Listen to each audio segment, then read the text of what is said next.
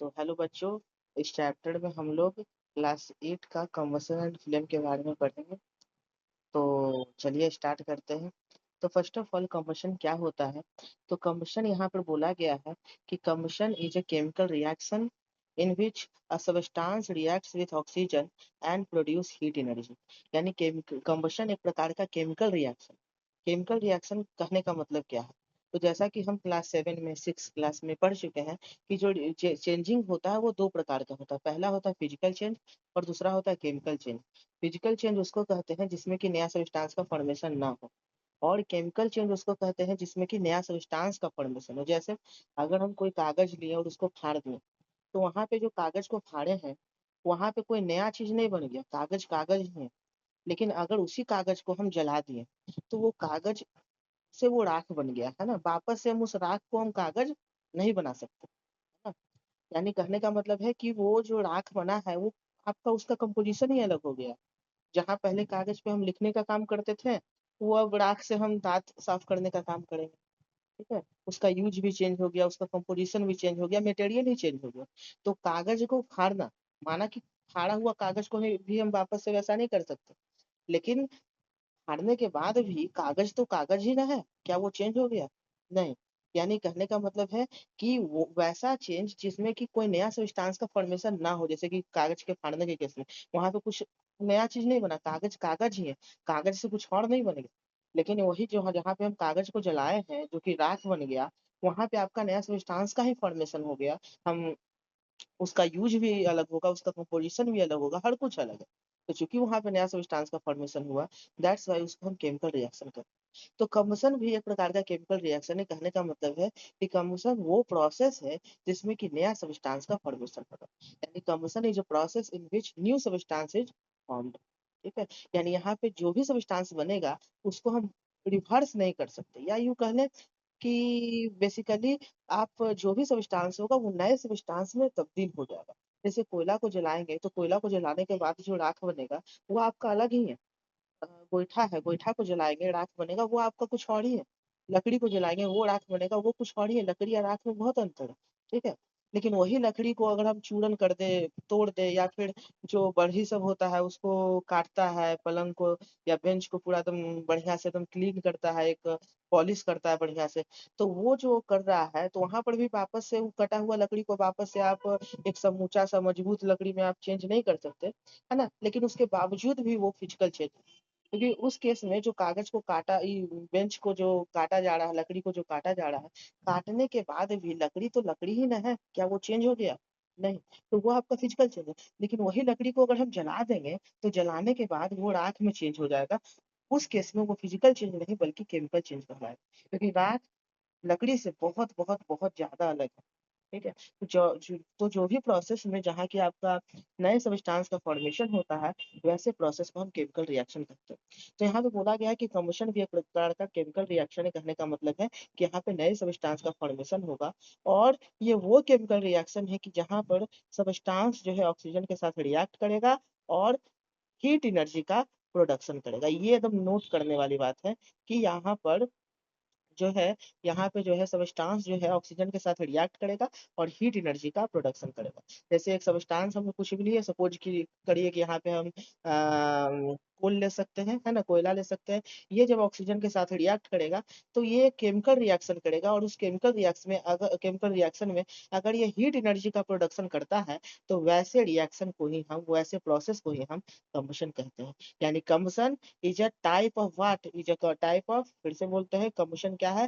तो combustion is a type of chemical reaction, ये एक प्रकार का केमिकल रिएक्शन है। यानी कहने का मतलब है कि इसमें नए सब्सटेंस का फॉर्मेशन होगा, और वो केमिकल रिएक्शन है कि जिसमें कि कोई सब्सटेंस ऑक्सीजन के साथ कंबाइन करता है और हीट एनर्जी का प्रोडक्शन करता है। यानी combustion is a type of chemical reaction chemical combustion is a type of chemical reaction in which a substance reacts with oxygen to form heat energy is known as combustion, उसे ही हम combustion कहते हैं। ठीक है, तो since in combustion energy is produced, चूंकि combustion में एनर्जी प्रोड्यूस होता है, एनर्जी बनता है, so combustion is a type of exothermic reaction. इस वजह से कंबशन को हम एक्सोथर्मिक रिएक्शन कहते हैं। अब ये क्या होता है भाई, एक्सोथर्मिक क्या होता है, एंडोथर्मिक क्या होता है? तो अभी थोड़ा देर पहले तो आप ये बोले थे कि रिएक्शन जो है दो प्रकार का होता है, चेंजिंग दो प्रकार का होता है, फिजिकल चेंज, केमिकल चेंज। तो वो हम अलग था, वो फिजिकल चेंज ये बोल रहा था कि नए सब्सटेंस का फॉर्मेशन नहीं होता। लकड़ी को काटने के बाद लकड़ी लकड़ी ही है, कागज को फाड़ने के बाद कागज कागज ही है, फिजिकल कहलाएगा। लेकिन कागज को जला दिए, लकड़ी को जला दिए, तो आपका इसका कंपोजिशन ही चेंज हो गया, तो ये एक प्रकार का केमिकल रिएक्शन कहलाएगा।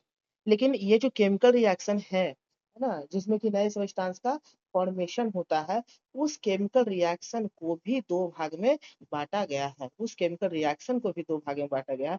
पहला होता है एंडोथर्मिक और दूसरा होता है एक्सोथर्मिक। अब ये एंडोथर्मिक और एक्सोथर्मिक क्या होता है? तो इंडो नाम से ही है, आपको समझ में आ जाएगा क्या है। तो नाम से ही आपको ये समझ में आएगा कि नाम क्या है। इंडो, इंडो कहने का मतलब है टेक इन यानी लेना, और थर्मिक कहने का मतलब है हीट या एनर्जी, है ना। यानी कि इंडोथर्मिक यानी कि टेक इन एनर्जी, यानी एनर्जी लेना, यानी वो केमिकल रिएक्शन जिसमें एनर्जी लगता है, वैसे रिएक्शन को हम इंडोथर्मिक रिएक्शन कहते हैं। और वैसा रिएक्शन जिसमें एनर्जी निकलता है, जैसे एक्सो, एक्सो कहने का मतलब है गिवन आउट, और थर्मिक मतलब एनर्जी, यानी वो रिएक्शन जिसमें एनर्जी निकले, वैसे रिएक्शन को हम क्या बोलते हैं, एक्सोथर्मिक रिएक्शन।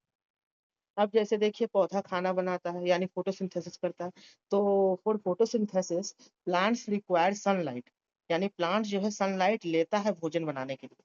वहाँ यानी कहने का मतलब है कि वहां पे एनर्जी लिया जा रहा है भोजन बनाने के लिए, एनर्जी लग रहा है। That's why photosynthesis is a type of endothermic chemical reaction, है ना। लेकिन वही जो रेस्पिरेशन है, हम लोग सांस ले रहे हैं या हम लोग दौड़ रहे हैं, तो दौड़ते हैं तो पूरा पसीने पसीने हो जाते हैं, पूरा देह हाथ गर्म हो जाता है, यानी कहने का मतलब है कि रेस्पिरेशन में, है ना, एनर्जी का प्रोडक्शन हो रहा है।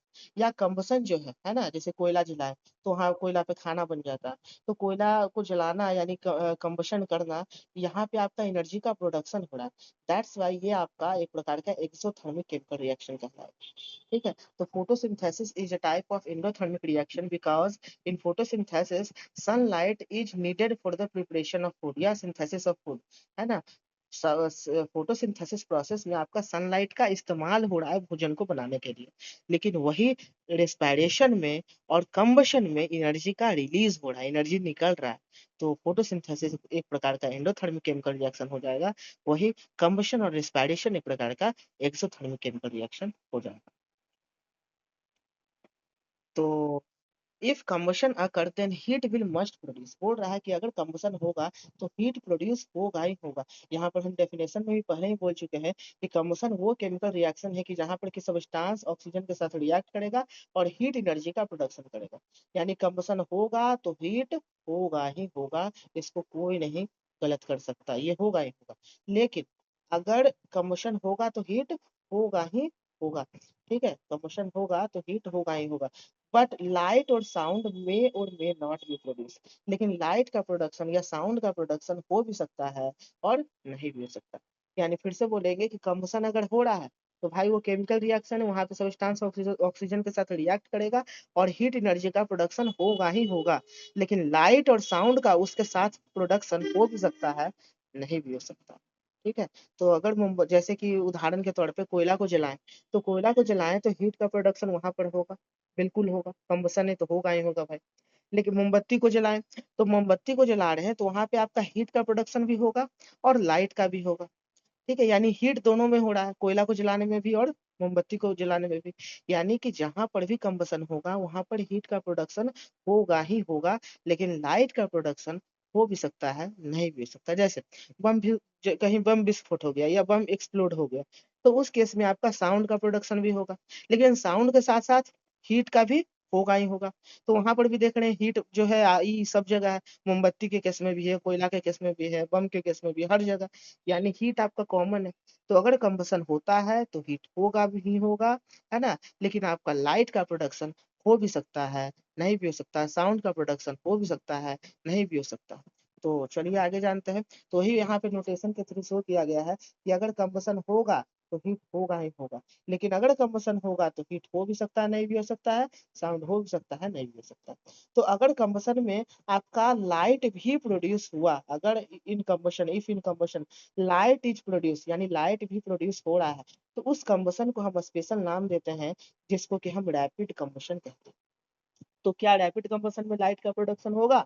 तो बिल्कुल होगा। क्यों होगा? क्योंकि दुनिया का कोई भी कंबसन होगा वहां पे हीट का प्रोडक्शन होगा ही होगा, इसको कोई नहीं गलत कर सकता, कोई नहीं टाल सकता, है ना। लेकिन लाइट का प्रोडक्शन हो भी सकता है, नहीं भी हो सकता। लेकिन अगर लाइट का प्रोडक्शन होता है तो उस कंबसन को स्पेशल नाम दिया गया है रैपिड कंबसन, और इसी का दूसरा नाम है बर्निंग। ठीक है। और अगर इसके साथ साथ साउंड का प्रोडक्शन भी होता है तो वैसे कंबसन को हम क्या बोलते हैं? एक्सप्लोजन कहते हैं।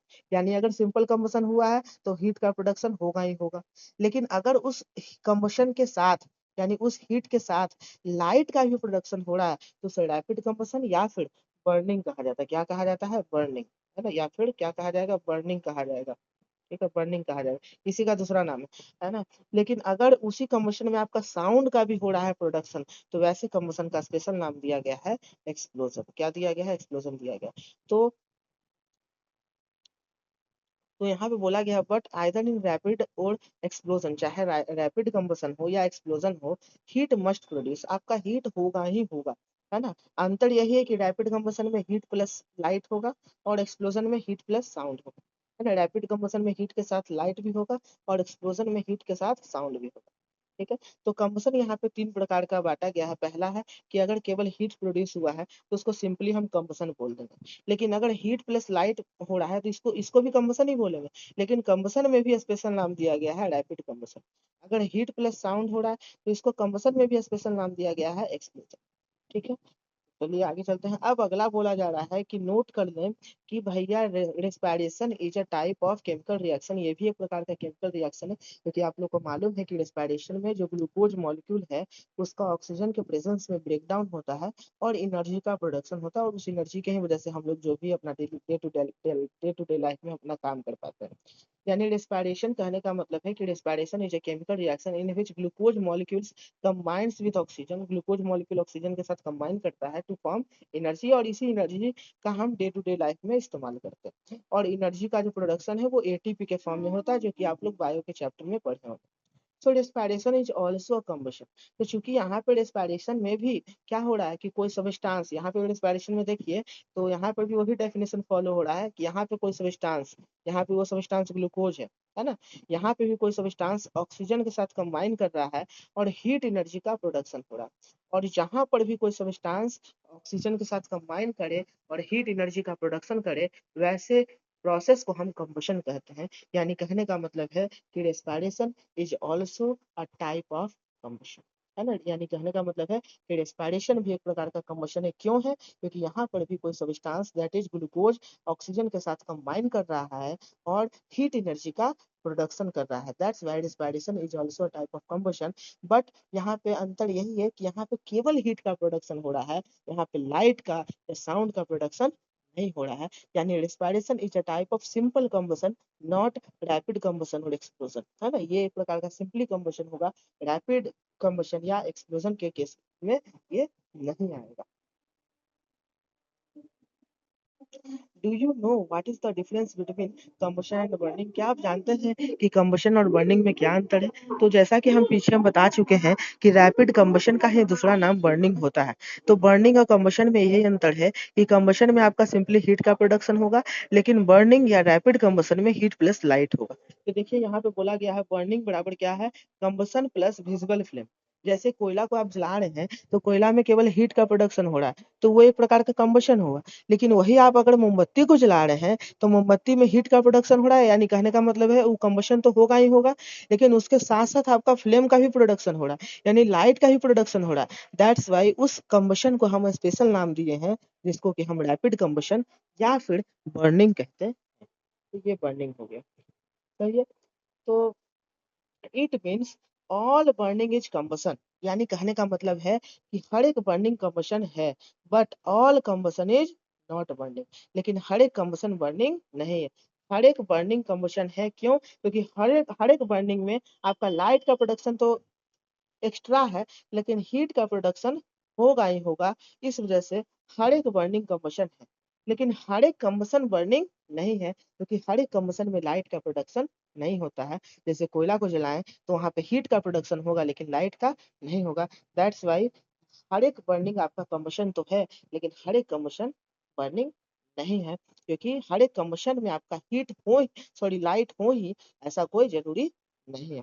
तो only the combustion with visual flame can be called burning. बोल रहा है कि वही कंबशन को हम बर्निंग कहेंगे जिसमें कि विजुअल फ्लेम हो, यानी जिसमें कि लाइट का प्रोडक्शन हो। तो यहाँ पर इस वजह से फॉर्मूला के द्वारा शो किया गया है कि कंबशन में अगर विजुअल फ्लेम हो जाए, यानी कंबशन यानी कहने का मतलब है कि हीट के साथ साथ अगर मान लीजिए लाइट का ही प्रोडक्शन हो जाए, तो हम इसी को हम बर्निंग या रैपिड कंबशन कहते हैं। That's why all combustion is not burning but all burning is combustion. All burning is combustion but all combustion is not burning, है ना। हाँ, ठीक है। All combustion is not burning, क्योंकि हर एक कंबशन में लाइट हो ही ऐसा जरूरी नहीं है, लेकिन ऑल बर्निंग इज कंबशन, क्योंकि हर एक बर्निंग में आपका हीट होता ही होता है। हीट आपका कॉमन है, चाहे आप कुछ भी कीजिए, मोमबत्ती जलाइए, कोयला जलाइए, बम फोड़िए, आपका हर जगह हीट होगा। Now let us study what are the requirement और condition of a chemical reaction. तो अब हम जानते हैं कि ठीक है कि भाई कंबशन एक प्रकार का केमिकल रिएक्शन है, जिसमें कि कोई सब्सटेंस ऑक्सीजन के साथ कंबाइन करके हीट एनर्जी का प्रोडक्शन करता है। इतना हम समझ गए हैं, लेकिन ये बताइए कि भाई कोई भी केमिकल रिएक्शन है तो उसको होने के लिए कोई ना कोई कंडीशन चाहिए ना। जैसे फोटोसिंथेसिस हो रहा है तो उसके लिए अपना कंडीशन है कि जब भी होगा तो दिन में होगा, जब भी होगा तो सनलाइट अच्छा खासा होगा तब होगा, जब भी होगा तो इतना टेम्परेचर में होगा। हाँ? आम का पेड़ है तो यही मौसम में हमेशा फल बनाएगा, यानी यही मौसम में फोटोसिंथेसिस करेगा मेनली। हाँ, खीरा है, टमाटर है, उसका अपना अलग है। यानी कि अलग अलग पौधा में जो अलग अलग फोटोसिंथेसिस हो रहा है, उसका भी अपना अपना क्राइटेरिया है। वो भी बोल रहा है कि हम यही कंडीशन में होंगे, यही टेम्परेचर में होगा, फलाना ढिमकाना बहुत है। यानी केमिकल रिएक्शन चाहे कुछ भी हो, उसका कुछ ना कुछ अपना क्राइटेरिया होता ही होता है। तो चूंकि कंबसन एक प्रकार का केमिकल रिएक्शन है, तो इसका भी कुछ ना कुछ क्राइटेरिया होगा ही होगा कि भाई कौन कौन सा हम इसको सुविधा दें, कौन कौन सा कंडीशन दें कि केमिकल रिएक्शन हो जाए, यानी कंबशन हो जाए। ठीक है। तो वही हम जानेंगे कि व्हाट आर द क्राइटेरिया और requirement for combustion to occur, है ना। तो हम आगे यही जानेंगे कि कंबशन होने के लिए कि कौन कौन सा क्राइटेरिया है, या कौन कौन सा जरूरत है जिस जो कि हम दें कि कंबशन हो जाए या केमिकल रिएक्शन हो जाए। तो चलिए जानते हैं।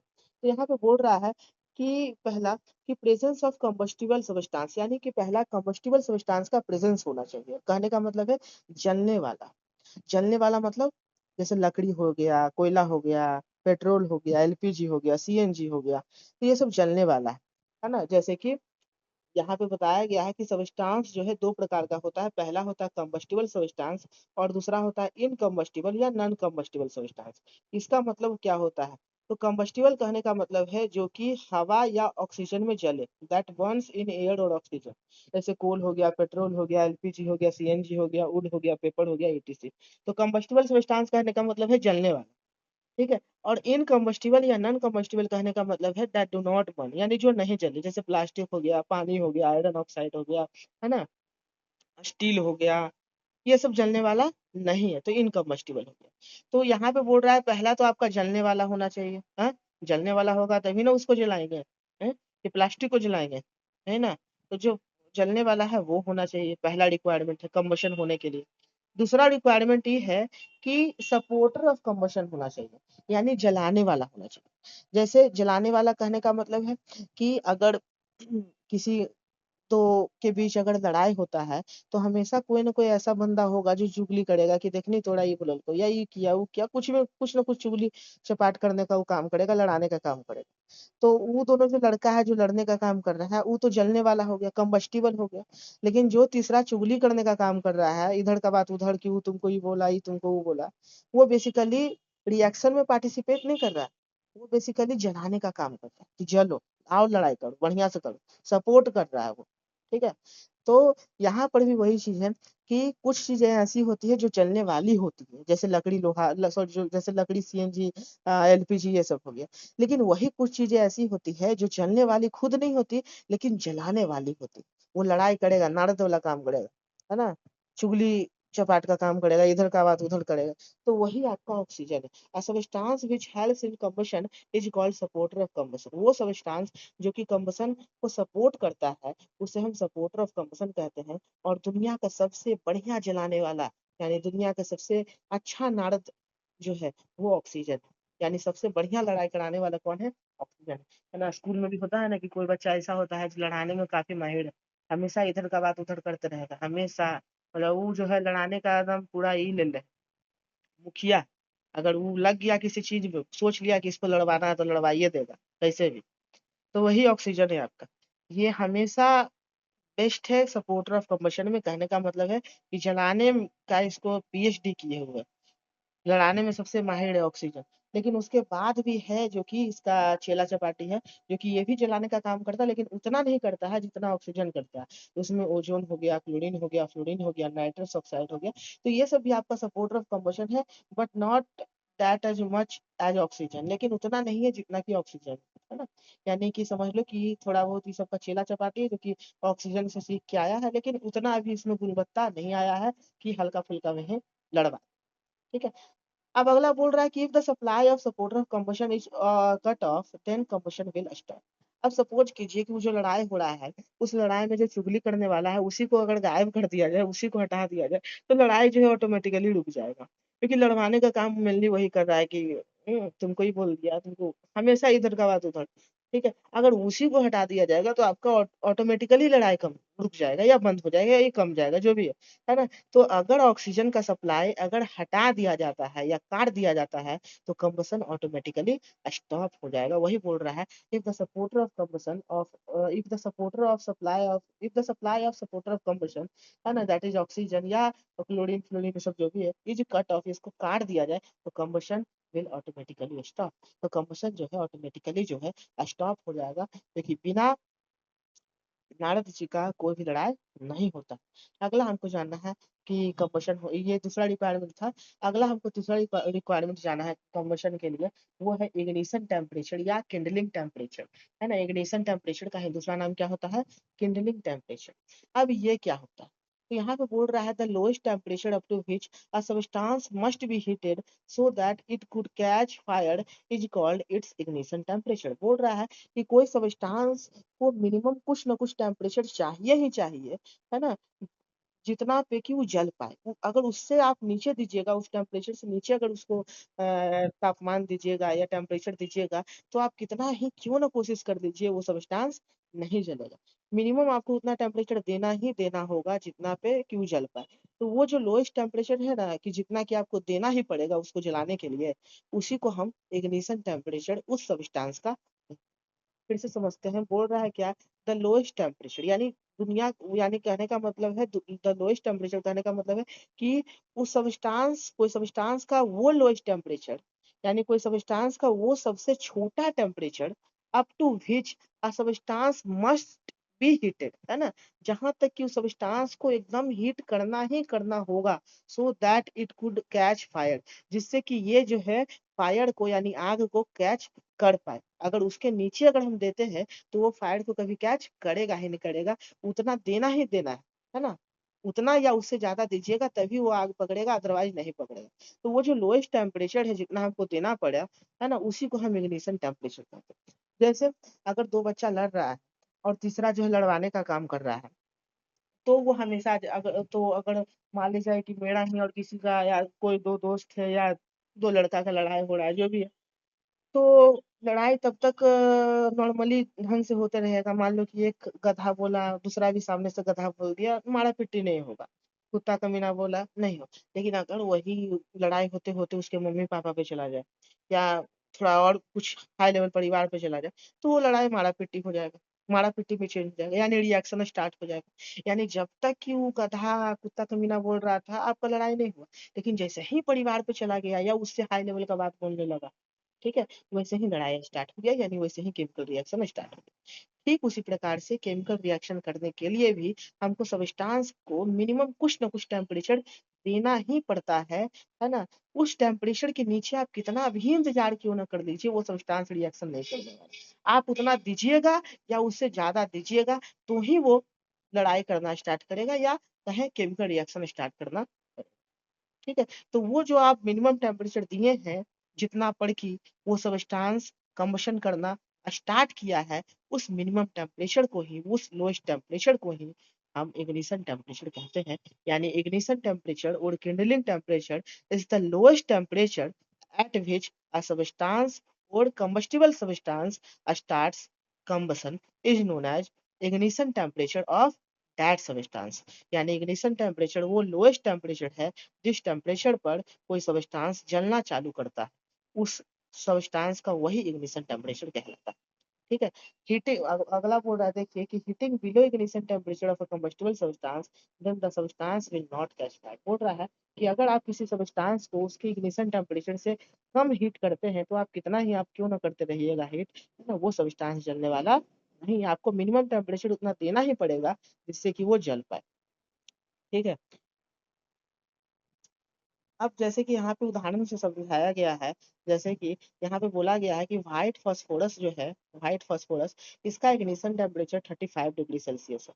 इसका मतलब यह है कि व्हाइट फास्फोरस 35 डिग्री सेल्सियस के नीचे नहीं जलेगा, है ना। यानी कहने का मतलब है कि इसको 35 डिग्री सेल्सियस के नीचे आप कितना ही क्यों नहीं इंतजार कर दीजिए, कितना ही कुछ क्यों नहीं कर लीजिए, ये जलने वाला नहीं है। लेकिन जैसे ही टेम्परेचर, है ना, 35 डिग्री सेल्सियस या 35 डिग्री सेल्सियस से ज्यादा होगा, है ना, इसका गाड़ी घिरना का जो लेवल है 35 डिग्री सेल्सियस है।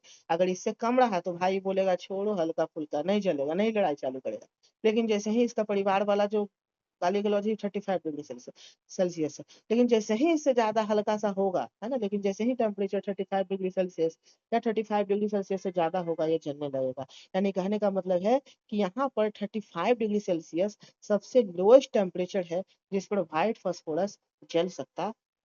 यानी 35 डिग्री सेल्सियस व्हाइट फास्फोरस का सबसे लोएस्ट टेम्परेचर है जहां पर कि व्हाइट फास्फोरस जलना चालू कर सकता है। 35 डिग्री सेल्सियस के नीचे वो जल नहीं सकता। 35 डिग्री सेल्सियस हमको मिनिमम टेम्परेचर देना ही देना पड़ेगा। तो ये जो मिनिमम टेम्परेचर है किसी सब्सटेंस का, या कह लें ये जो लोएस्ट टेम्परेचर है किसी सब्सटेंस का, जिस टेम्परेचर पर वो सब्सटेंस जलना चालू करता है, वही उस सब्सटेंस का इग्निशन टेम्परेचर कहलाता है। The ignition temperature is the lowest or minimum temperature at which a substance starts combustion is known as ignition temperature of that substance। तो यहाँ पे ignition temperature व्हाइट फास्फोरस का 35 डिग्री सेल्सियस है ना। यानी note कर दीजिएगा कि कम्बशन होने के लिए तीन चीज होना जरूरी है। पहला है जलने वाला यानी प्रेजेंस ऑफ कंबस्टिबल सब्सटेंस।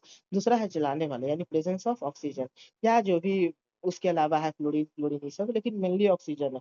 सब बोले ना, सबसे ज्यादा लड़ाई कराने वाला काम यही करता है।